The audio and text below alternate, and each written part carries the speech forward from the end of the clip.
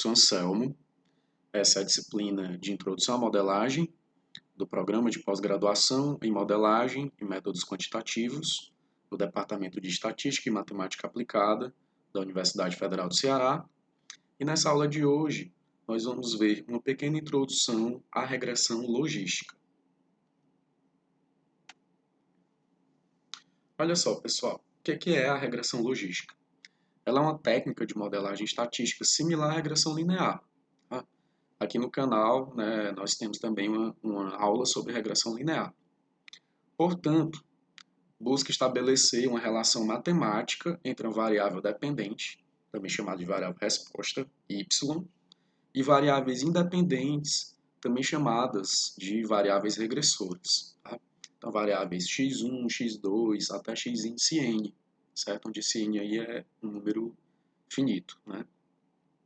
O que diferencia a regressão logística da regressão linear, né, é que a variável resposta, y, ela assume um número finito de valores. Esses valores podem ser categorias, né, ou classes. Enquanto na regressão linear, a variável resposta y, ela assume valores no conjunto dos números reais. Tudo bem? Então essa é a principal diferença da regressão logística para a regressão linear.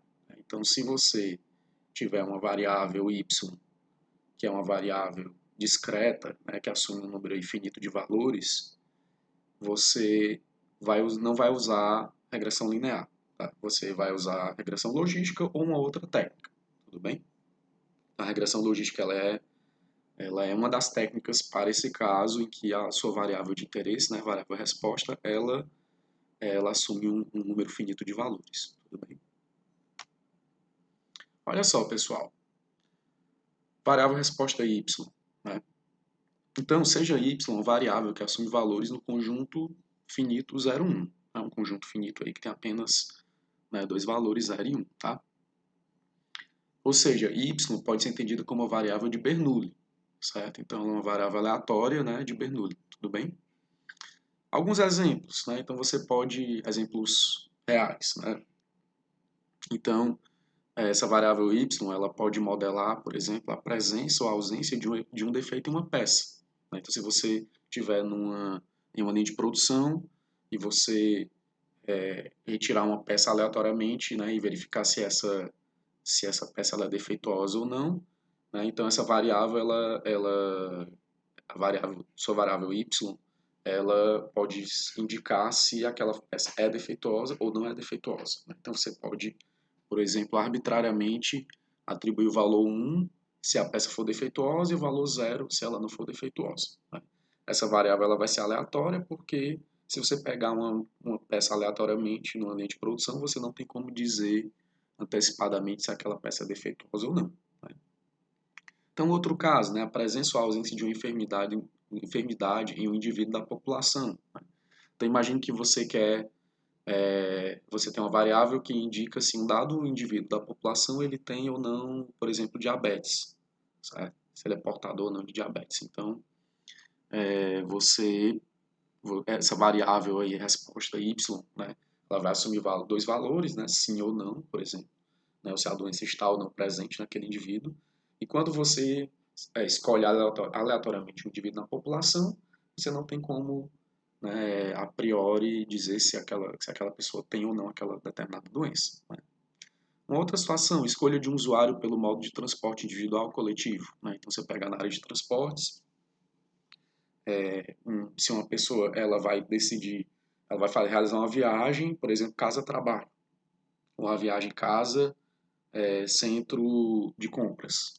Então, a decisão se a pessoa ela vai escolher, por exemplo, e usar um modo de transporte individual, por exemplo, um carro, né, ou usar um modo coletivo, por exemplo, um metrô ou um ônibus, essa decisão aí, quando você escolhe um usuário, não uma pessoa aleatoriamente, você não tem como saber também se ela vai escolher um modo individual ou coletivo, tá bom? Então, em regressão logística, nós desejamos modelar, na verdade, a probabilidade P, né, que é a probabilidade da variável y assumir o valor 1, certo? Como uma função de variáveis regressoras, x1, x2 até xn, tudo bem? Então é isso que a gente quer modelar em regressão logística. A gente não vai modelar diretamente, né, a gente não vai escrever uma equação diretamente que associa y às variáveis regressoras, mas sim que associa a probabilidade, né, dessa variável de Bernoulli y assumir o valor 1, né? E obviamente a gente vai estar também modelando a probabilidade dela assumir o valor zero, né? Uma vez que a probabilidade dela assumir o valor zero vai ser 1 menos p, né? Então, a gente vai modelar diretamente a probabilidade, né, e não o valor da variável, tudo bem? No entanto, uma vez que, né, a probabilidade é uma quantidade que varia entre 0 e 1, né, nós não podemos representar a probabilidade P diretamente como uma combinação linear das variáveis regressoras, x1, x2 até xn. Tá? Isso porque essas variáveis x1, x2 até xn podem assumir valores arbitrários, né? Podem assumir valores do conjunto dos números reais ou conjunto dos números inteiros, certo? Então, a gente não vai ter como garantir que P vai se manter nesse intervalo entre 0 e 1, tudo bem? Uma observação que eu queria fazer também é que as suas variáveis regressoras, né? Claro, elas vão, assim como na regressão linear, elas vão depender do seu domínio, né, de aplicação, tá? Então, se você, por exemplo, se a tua variável dependente y, a tua variável resposta y, ela modela se uma determinada pessoa aleatória, quando ela vai realizar uma viagem casa-trabalho, se ela vai usar um carro, né, um modo individual, ou se ela vai usar um modo coletivo, né, as tuas variáveis regressoras podem ser, por exemplo, a idade da pessoa, a renda dela, qual é o bairro em que ela mora, né, qual é o nível de escolaridade dela, certo? Então você pode ter aí um conjunto de variáveis regressoras, tanto associadas à pessoa, como também ao local, por exemplo, em que ela reside, né? Que podem possivelmente explicar a decisão dela de escolher realizar uma viagem casa-trabalho de carro, né, ou moto, ou por meio de um modo coletivo, ônibus ou metrô. Tudo bem? Olha só, pessoal, uma vez que a probabilidade, né, P, ela tem que estar entre 0 e 1, certo? E uma combinação linear, né, arbitrária de variáveis arbitrárias, né, variáveis regressoras arbitrárias, ela não há uma garantia de que essa combinação linear ela vai estar, né, o valor dela vai estar nesse intervalo 0, 1, a gente vai usar a transformação logit para a gente poder, dessa forma, usar, né, poder representar a minha probabilidade P como uma combinação linear de variáveis regressoras, certo? Então, olha só, o que é a transformação logit? A transformação logit é essa transformação em que eu pego a minha probabilidade P, divido por 1 menos P, né, e tiro o logaritmo, certo? Então, vejam que P sobre 1 menos P, né, vai ser uma quantidade aqui positiva, e quando eu tiro o logaritmo, né, essa quantidade aqui ela vai estar entre menos infinito e mais infinito, certo? Então, isso vai me permitir, na verdade, eu modelar o logaritmo de P sobre o menos P, ou seja, o logit, né, de P, como sendo uma combinação linear aqui de variáveis que podem assumir valores arbitrários, por exemplo, valores no conjunto dos números reais, né, entre menos infinito e mais infinito, certo? Já uma vez que o valor aqui desse logaritmo ele vai estar entre menos infinito e mais infinito, certo? E aí, olha só, se a gente fizer uma sucessão aqui de passos, né, algébricos, tá? Então, por exemplo, se eu pegar aqui, elevar os dois lados da igualdade aqui, e elevar, fizer o número de Euler, né, elevado aqui os dois lados aqui da minha igualdade, ou seja, se eu fizer a exponenciação aqui dos dois lados, né, da igualdade, então olha só, como a função logarítmica ela é o inverso da função exponencial, né? Então quando eu fizer aqui elevar Euler a log de P1 menos P, isso aqui vai se cancelar, né? Vai ficar simplesmente P sobre 1 menos P, né? E o lado direito aqui da igualdade, vou ter o número de Euler elevado a beta 0 mais beta 1 x1 até beta n mais beta n xn, né? Faltou mais, tá, pessoal, aqui. Tá bom? Então, olha só, eu posso dar mais um passo, né? mais um passo aqui matemático, tá? E eu posso isolar aqui P, tudo bem? Então, eu pego esse menos P aqui, passo para o lado direito, tá? E aí eu venho e isolo P, ó, aí fica P igual a número de Euler, né, elevado a beta zero mais beta 1 x1 até mais beta n xn, sobre 1 mais número de Euler elevado a beta zero mais beta 1 x1 até mais beta n xn, certo? E aí se eu dividir os dois, se eu dividir aqui, né, o numerador e o denominador, né, dessa razão aqui, né, se eu dividir pelo numerador, certo? Então, dividindo o numerador por ele mesmo fica 1, e eu dividindo o denominador pelo numerador, né? Vai ficar, então, P igual a 1 sobre 1 mais número de Euler elevado a menos, né? Beta zero mais beta 1 x1 mais beta n xn. Perfeito? Essa expressão aqui é o que a gente chama de função logística, certo? Que é a inversa da transformação logística, né? Então, aqui a gente tem transformação logística e aí a gente inverteu ela e chegou na função logística. Tudo bem? Então, essa função logística aqui, ela é muito usada também em machine learning. Então, aí nós temos a função logística, né? O que é a função logística? Então, a função logística é uma variável x, ela com uma variável x, né, com domínio aqui em R, certo? Ela tem como seu conjunto imagem aqui um intervalo aberto 0, 1, tá? Então, a função logística, né, ela é uma função que ela mapeia o conjunto dos números reais no intervalo 0, 1, certo? Tá aqui a expressão dela, a mesma expressão do slide anterior, né? Só que agora está escrito aqui só em função de uma variável x, tá? A gente tem f de x igual a 1 sobre 1 mais número de O elevado a menos x. Esse é o gráfico aqui da função logística, certo? Então, vocês veem aqui que ela varia de menos infinito a mais infinito, né? O domínio dela, tá? E a imagem dela vai de 0 a 1, tá? Então, ela mapeia o conjunto dos números reais no intervalo aberto aqui, 0, 1, tá bom? Que é o que a gente deseja, né? Já que a gente vai modelar a probabilidade usando a função logística, certo? A função logística ela é também chamada de função sigmoide pela comunidade de aprendizado de máquina, certo? Então, ela é um tipo de função sigmoide, né?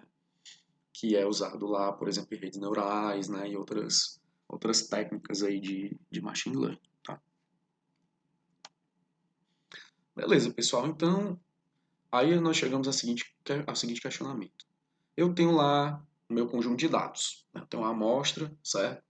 Como é que eu faço para ajustar um modelo logístico aos dados? Então, imagine que eu tenho uma amostra aqui de tamanho M, certo? Então, eu tenho aqui a observação 1, eu tenho os valores das variáveis regressoras, né? Também são chamados de features, né? Ou características pelo pessoal do machine learning, né? Então, eu tenho as variáveis regressoras aqui. Então, eu tenho aqui o valor 1 da variável 1, o valor 1 da variável 2, até o valor 1 da variável n, né? Então, eu tenho um vetor aqui de valores observados. E eu tenho a minha variável dependente, ou variável resposta, né? y1, que vai ser um valor 0, 1, né? Então, eu tenho, por exemplo, pegando o caso lá da doença, né? Então, eu tenho aqui uma observação que pode ser uma pessoa e eu tenho várias características dela. Tenho a idade dela, né? Tenho o peso da pessoa, certo? Eu tenho etnia, tenho diversas características da pessoa e eu tenho aqui a variável que tem valor 0 se ela tem uma determinada doença, lá que eu estou interessado, ou 1 se ela 0 se ela não tem, né? Ou 1 se ela tiver aquela doença, certo? Então eu tenho aqui a primeira observação de uma pessoa, uma segunda observação de uma segunda pessoa, né? Então tem as características dela e tenho se ela é portadora ou não daquela enfermidade, né? Até uma enésima aqui pessoa, certo? Uma pessoa aqui de número m, então tem uma amostra de tamanho m, né? M vetores de observações aqui das variáveis regressoras e m observações da minha variável dependente, né? Emparelhados aqui, obviamente, certo? E aí a questão é, como é que eu determino os parâmetros beta 0, beta 1, beta 2 até beta n, né? Do meu modelo logístico, né? Da minha regressão logística, que melhor se ajustam aos dados, certo? Como é que eu determino esses betas? Tá? Assim, primeiro a gente precisa definir um critério de escolha desses betas. O que que é para mim, o que para mim representa bons valores de beta, tá? Lá na regressão linear, o critério que é mais usado, assim, o mais critério clássico, digamos, é a minimização dos erros quadráticos, né? Então a gente compara as previsões do modelo de regressão linear com dados betas, né, às observações. E aí a gente tenta ajustar esses betas de forma que a diferença, né, que é o erro entre o previsto e o observado, a diferença quadrática, né, seja a menor possível, tá? Na regressão logística, a gente usa um critério diferente, certo? A gente usa o critério chamado critério de máxima verossimilhança, certo? Então, os modelos de regressão logística eles são ajustados com o uso do princípio da máxima verossimilhança. Então, segundo esse princípio, a melhor estimativa para os parâmetros é aquela que maximiza a probabilidade dos dados observados, certo? Então, no critério de máxima verossimilhança, eu tenho o meu modelo probabilístico, né? E eu tenho os dados observados. Então, eu vou, a partir do meu modelo probabilístico, escrever uma função de verossimilhança, que é uma função dos parâmetros, né, onde eu fixo o valor da amostra, né, tem uma amostra observada. Então, eu fixo o valor ali da amostra, e aí, para um dado valor de beta, né, um dado vetor beta de parâmetros, a minha função de verossimilhança me dá qual é a probabilidade daqueles dados serem observados, aqueles dados que eu observei, dado aqueles valores de parâmetros beta, certo? Então, eu vou variar os betas de forma a maximizar essa função de verossimilhança. Tudo bem? Então, pessoal, olha só. Para a gente definir a função de verossimilhança, no caso da regressão logística, a gente primeiro vai retornar aquela ideia lá de que a variável y, a variável resposta, é uma variável de Bernoulli. Portanto, a função de probabilidade, f de y, em que y assume dois valores, né, 0 ou 1, ela pode ser representada da seguinte forma. F de y igual a p elevado a y, 1 menos p elevado a 1 menos y, em que p é, né, a probabilidade de y assumir o valor 1. Tudo bem? Então veja só que nessa expressão aqui da função de probabilidade para a variável de Bernoulli, se eu substituir o valor y igual a zero, né, nós temos f de zero, vai ser igual a p elevado a zero, 1 menos p elevado a 1. E no caso, a probabilidade, né, de y igual a zero vai ser 1 menos p. Se nós substituirmos y igual a 1, nós temos p elevado a 1, 1 menos p elevado a zero, e logo a probabilidade, né, de y igual a 1 vai ser simplesmente p. Tá? Então, olha só, se nós tivermos aqui um conjunto de observações independentes, né, então nós temos o primeiro par que é ordenado, né, um vetor x índice 1, que corresponde ao vetor de observações das variáveis regressoras, e uma observação que dá a variável resposta y1, um segundo par, né, vetor x2, variável resposta y2, até um enésimo par xm, variável resposta ym, assumindo que essas observações elas são independentes, né, nós podemos então escrever a função de verossimilhança simplesmente como sendo, né, a multiplicação das probabilidades associadas a cada uma dessas observações, de acordo com a função de probabilidade da variável de Bernoulli, né? Ou seja, a função de verossimilhança ela vai ser aqui o produtório, né, de igual a 1 até m, de pi, yi, 1 menos pi elevado a 1 menos yi. Tudo bem? Em que pi é dado pela função logística. Tá? Então, a probabilidade aqui, né, associada à observação i, ela é dada pela nossa função logística. 1 sobre 1 mais número de Euler elevado, né, a menos a soma de j igual a 0 até n de beta j, x, índice i, j. Tudo bem? Então, essa é a nossa função de verossimilhança. Note que a função de verossimilhança ela é função dos parâmetros beta. Tá? Então, os dados eles são fixos. Né? O que são os dados aqui? São as observações das variáveis regressoras x, índice j e as observações da variável resposta y, i. Tá? Então, na função de verossimilhança, os dados são fixos, né? E a função, ela varia, né, em função dos parâmetros beta. Tudo bem?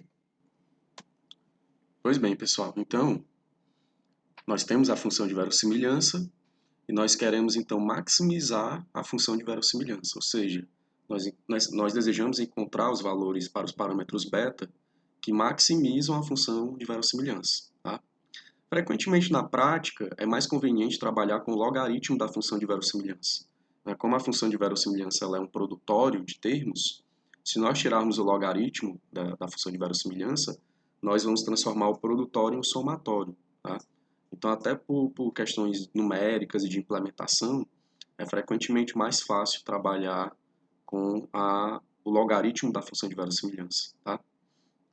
Então, a gente vai definir como beta asterisco, né, o beta estrela, né, os valores aí dos parâmetros que maximizam a função de log verossimilhança, tá?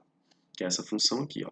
Então, quando a gente tira o logaritmo da função de verossimilhança, né, a gente transforma aqui o produtório numa soma, que a soma de igual a 1 até m, né, o termo, né, que era um expoente, né, vem aqui para y, ele desce, né, passa a multiplicar o logaritmo, tá? E aí fica yi log de pi de beta, né, mais 1 menos yi log de 1 menos pi de beta, tudo bem? E aí o beta estrela é justamente o argumento aqui que maximiza essa expressão da log verossimilhança, né, onde o beta é um vetor, né, aqui no espaço Rn mais 1, né, uma vez que nós temos beta 0, beta 1 até beta n. No entanto, né, qual é a dificuldade de se encontrar esse beta estrela aqui? Né? Ao contrário da regressão linear, né, em que a gente pode simplesmente usar, derivar, né, a expressão lá dos mínimos quadrados igual a zero, e a gente chegou numa expressão analítica, né? Na regressão logística, a gente não é possível escrever uma solução analítica. Tá? Então, não existe aqui um equivalente de equações normais, certo? Então, nesse caso, é necessário a gente usar um algoritmo de otimização. Tá? Um algoritmo de otimização não linear, já que essa expressão ela é não linear, né? Para a gente tentar chegar na aproximação aqui do beta estrela. Tudo bem? Frequentemente se usa aqui o algoritmo de gradiente ascendente, né? Ou alguma variante dele mais sofisticada, né? Um algoritmo algum tipo de algoritmo quase Newton, né? Um BFGS, né? Algum algoritmo aí mais sofisticado, tudo bem? Olha só, pessoal, até o momento a gente assumiu que a variável resposta y, ela só assumia dois valores possíveis, né? A gente pode estender a regressão logística para múltiplas classes, né? Ou para múltiplos valores da variável resposta, né? Claro, lembrando sempre que esses valores, a quantidade de valores é finita, né? Então, nós podemos ter um certo número de valores maior que 2, mas esse número é finito, tudo bem? Então, a gente pode estender a regressão logística para o caso de 3 ou mais classes, né? E aí a regressão logística, ela passa a se chamar logística multinomial ou logit-multinomial, certo? Então, nós teríamos aí a regressão logística binomial, né? Que é no caso de 2 valores, e a multinomial de múltiplos valores, certo? Então, considere que um conjunto K de classes, né? Uma classe aqui L no conjunto K, ela tem probabilidade, né, dada por PL, né? Número de Euler elevado a beta linha XL sobre a soma aqui para todas as classes K no meu conjunto K grande, né? De Euler elevado a beta linha XK, onde esse beta linha, o linha aqui está indicando o transposto, tudo bem? Então, tem o meu vetor beta aqui, né? Beta transposto X, o XL sendo o meu vetor de variáveis regressoras associadas a uma classe L, né? E XK, o vetor de variáveis regressoras associadas a uma classe K, tudo bem? E aqui o beta linha XK é o produto interno, né? É o produto escalar, certo? E notando que a soma aqui das probabilidades para todas as classes é igual a 1, tudo bem? Essa expressão aqui ela é uma extensão da função logística, tá? Ela é bem fácil da gente derivar essa extensão, tudo bem? E aí os parâmetros beta eles podem ser determinados igualmente pela maximização da função de verossimilhança dos dados observados, tá? Então a gente monta também uma função de verossimilhança similar ao caso binomial, né? E E aí a gente usa algum algoritmo de otimização não linear para poder aproximar, né, o beta estrela que maximiza a verossimilhança. Uso em classificação, né? A regressão logística, ela é uma das técnicas usadas, né, nas tarefas de classificação muito comuns em machine learning, né? Então, ela é frequentemente usada como classificador, né? Então, dadas as características de um dado objeto, né, que correspondem às variáveis regressoras, né, ou os features, né, ou características, a regressão logística ela pode ser usada para classificar, ou seja, determinar qual classe esse objeto faz parte, né, de conjunto K e de classe. Tá? Mas a gente precisa notar o seguinte, que a regressão logística ela não vai dizer, né, o modelo logístico, ele não vai indicar diretamente a qual classe, né, aquele objeto pertence, ou seja, não vai prever diretamente a classe, certo? Ela só vai dar para a gente aí uma probabilidade de um objeto pertencer a uma dada classe, tudo bem? Para a gente realmente determinar a classe, ou seja, escolher a qual classe o objeto faz parte, ou seja, classificar o objeto, a gente deve usar uma regra de decisão. Tá? Então a gente vai pegar essa informação da probabilidade, usar uma regra de decisão e aí decidir, né, qual classe o objeto pertence. Aqui é um exemplo de uma regra de decisão. Né? No caso de classificação binária, onde eu tenho duas classes, né, a regressão logística ela especifica a probabilidade P de um certo objeto pertencer a uma das classes, né? E, portanto, o menos P é a probabilidade do objeto pertencer a outra classe, né? Já que são somente duas, né? Então, assim, para a gente, como a regressão logística ela dá só a probabilidade, né? Para a gente poder, de fato, escolher a qual classe um dado objeto pertence, a gente tem que usar um ponto de corte, né? Ou seja, um cutoff aí da classificação, tá? Então, por exemplo, se um objeto pode pertencer a uma de duas classes A ou B, sendo P a probabilidade de pertencer à classe A, nós podemos usar como ponto de corte P maior do que 0,5 para classificá-lo como pertencente à classe A, certo? Então, esse é um ponto de corte arbitrário que eu escolhi, certo? Se P, né, P associado a um certo objeto for maior que 0,5, eu classifico ele na classe A.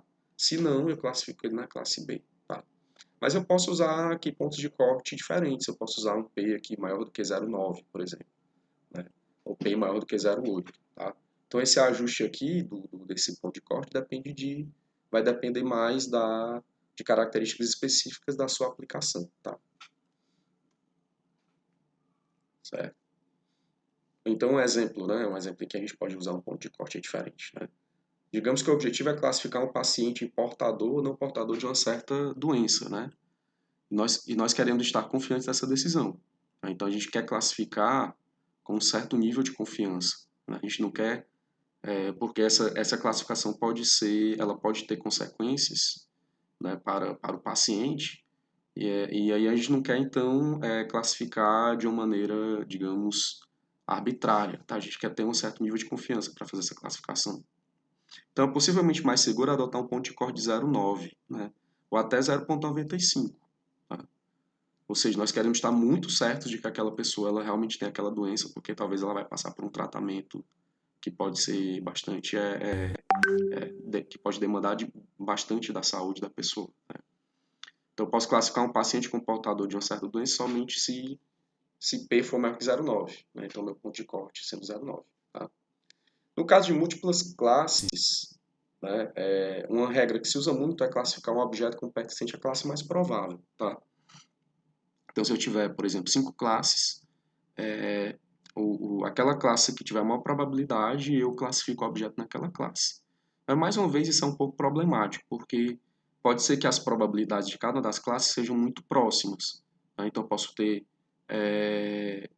digamos, quase uma probabilidade uniforme em cada classe. E aí, uma das classes ter uma probabilidade ligeiramente maior que as outras. Certo? Então, essa classificação ela é quase como se eu estivesse classificando aleatoriamente. Tá?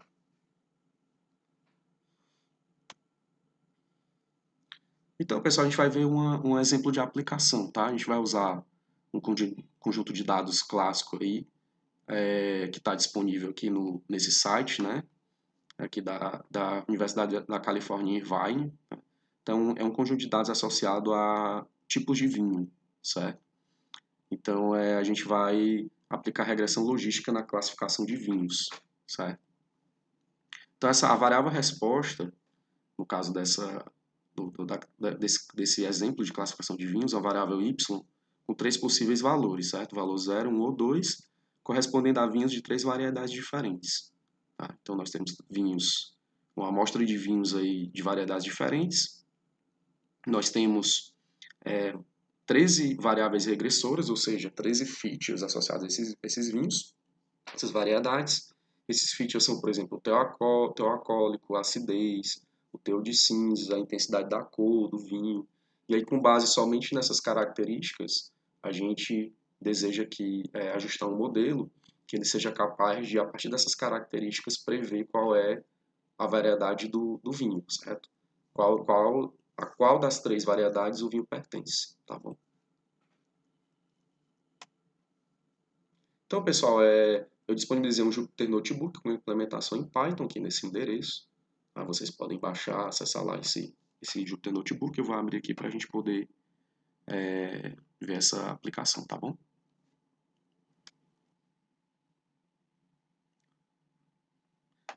Então, pessoal, olha só. Nesse notebook aqui, a gente vai carregar aqui os dados, né, do exemplo dos vinhos, tá? E ajustar um modelo aqui de regressão logística, tudo bem?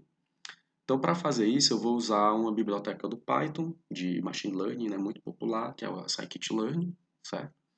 Então, a primeira coisa que eu vou fazer aqui é carregar o nosso modelo de regressão logística, tá? Então, eu vou chamar aqui a sklearn, né, que é a Scikit-learn, ponto linear model, eu vou importar aqui a regressão logística, né, o modelo de regressão logística, tá? E eu também vou carregar aqui do model selection, eu vou carregar uma funçãozinha para poder dividir, né, o nosso conjunto de dados em conjunto de treino e um conjunto de teste. Né? A gente vai usar o conjunto de treino para poder ajustar o nosso modelo logístico e o conjunto de teste para testar as previsões desse modelo. Tá? E a gente vai carregar também aqui da biblioteca, desse submódulo aqui, datasets, a gente vai carregar uma funçãozinha que vai carregar para a gente os dados dos vinhos. Tá? Então a gente não vai precisar baixar os dados da internet. A gente vai simplesmente chamar essa função loadWine, que vai carregar o conjunto de dados dos vinhos para a gente. Tudo bem? Então, vou aqui rodar essa célula. Tá? Pronto, deu tudo ok, né? E aí eu vou carregar os dados, né? Então, vou chamar aqui a loadWine, carregar aqui na minha variável dados, tá? A gente vai ver que essa variável dados aqui, ela vai ter um dicionário, né? Um dicionário cujas chaves são os meus dados, né? Então vai ter em data os vetores, né, das variáveis regressoras, em target o vetor com as observações da minha variável resposta, né? E eu tenho outras informações aqui que descrevem o meu conjunto de dados. Tá? Então aqui eu vou dar um print, né? Tudo bem? E aí eu vou dar mais uma explorada aqui nos meus dados, né? Ver aqui o formato dos dados, né? Ó. Então eu tenho 178 observações, né? De 13 features, certo? Então eu tenho 178 vetores aqui com 13 componentes, tá? A minha variável resposta, ela também tem, ela é um vetor de 178 valores, né? E aí eu dei um print aqui também na minha variável aqui dados, né? Que é um dicionário, né? Eu chamei aqui a chave target e ele vai me retornar aí o vetor com todas as observações da minha variável resposta, né? A gente vai ver aqui que essas primeiras observações correspondem a vinhos da primeira classe, que é a classe 0, depois vinhos da classe 1 e depois vinhos da classe 2, tudo bem? Aí a gente vai agora fazer a separação do conjunto de dados em treino e teste, tudo bem? Então, o que é que a gente vai fazer? A gente vai separar 70% da amostra para treino e 30% para teste. Esse é um split aqui clássico, né, que o pessoal usa muito, 70-30, né? Ou então se usa também 80-20. Isso vai depender da quantidade de dados também que você tem, tá? Então o que é que eu vou fazer? Eu vou pegar lá a minha variável dados, né? Eu vou chamar a chave data aqui e jogar aqui nessa matriz X, que é justamente a minha matriz aqui que vai ter todas as observações das características, né? Eu vou jogar aqui no vetor Y as observações da variável resposta, né? Então, rodei isso aqui. E aí eu vou chamar aqui train test split, que é aquela função que a gente carregou no início. Passo aqui a minha matriz X com as características, o meu vetor Y com as observações da variável resposta. E aí eu disse aqui que a quantidade aqui de observações para teste vai ser 30%, né? Então teste size aqui 0,3. E aqui eu passo a seed aqui do gerador de números aleatórios, né? Já que ele vai fazer esse split aqui aleatoriamente. Isso aqui é para, se você quiser rodar múltiplas vezes, né? Você vai mudar esse seed aqui. Toda vez que você for rodar, você muda o seed para poder ele fazer o split aqui dos dados aleatoriamente, né? Ele toda vez ele amostrar, separar os dados em teste e treino de uma maneira diferente, tá? Essa função train test split ela retorna 4 objetos, né? Então aqui eu tenho a minha matriz X só com as observações das características para treino, X só para teste, as observações da variável resposta correspondente aqui às características no conjunto de treino e as observações da variável resposta correspondentes às características aqui no conjunto de teste. Tudo bem? Uma coisa muito importante também, ó, fazer é padronizar os dados, certo?